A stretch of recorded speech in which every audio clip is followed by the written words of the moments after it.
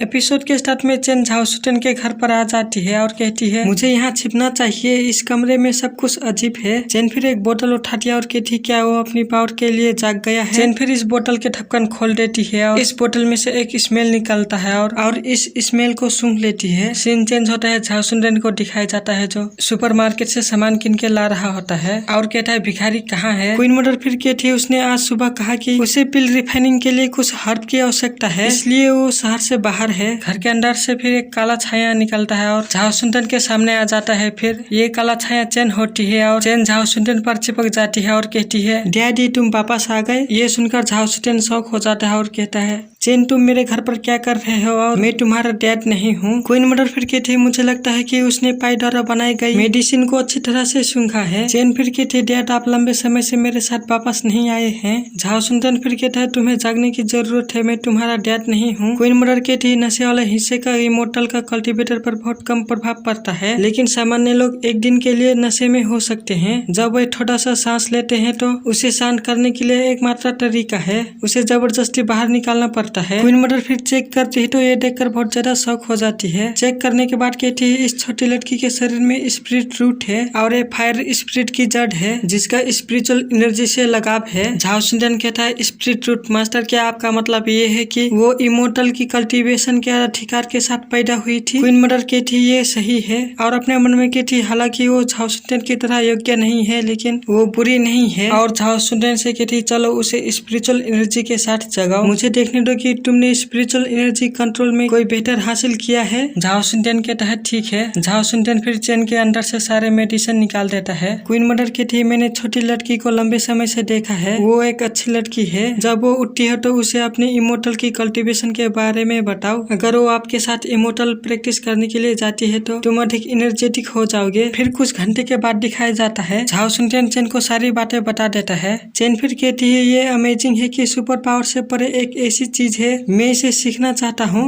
मैं बीमार हूँ और अपने डैड की पावर पर भरोसा करते करते थक गया हूँ। क्वीन मदर फिर कहती है जब से उसने कहा पहला कदम उठाओ। झाओ सुटेन फिर चेन को कहता है हिलना मत और चेन को ठोड़ी पकड़ लेता है। चेन शर्माती हुई कहती है तुम क्या करने जा रहे हो। झाओ सुटेन चेन के माथे पर किस करता है और चेन अलग ही डायमेंशन पर पहुंच जाती है और चेन की पावर एक्टिव हो जाता है और अपने मन में कहती है ये क्या है, मुझे लगता है कि मेरे अंदर कुछ उभर रहा है और आंखें खोलती है तो फिर से वापस आ जाती है। चेन अब से क्वीन मदर को देख सकती है। चेन कहती है वो ब्यूटीफुल है, क्या वो तुम्हारी मास्टर है। झाओ सुटेन फिर कहता है हाँ तुम उसे देख सकते हो। क्वीन मदर फिर कहती है ऐसा लगता है कि ये अच्छा काम कर रहा है। चेन फिर कहती है वो क्या था जो मैंने अभी देखा है। क्वीन मदर फिर कहती है मैंने आपकी स्पिरिचुअल चेतना को झाओ सुटेन को स्पिरिचुअल एनर्जी से मिला दिया है और आपकी स्पिरिचुअल रूट को एक्टिव कर दिया है। चेन फिर क्वीन मदर को गले लगा लेती है और कहती है मास्टर क्या मैं अब मैजिक यूज कर सकता हूँ। क्वीन मदर फिर कहती इंतजार करो, इस फ्लाइंग स्टार शॉट इस बुक को लो और इसका स्टडी करो। चेन फिर इसके लिए क्वीन मदर को धन्यवाद कहती है। झाओ सुटेन मोबाइल हेड के कहता है अब देर हो चुकी है। चेन आज रात के खाने के लिए रुको, मैं खाना बनाने जा रहा हूँ। चेन कहती है ठीक है।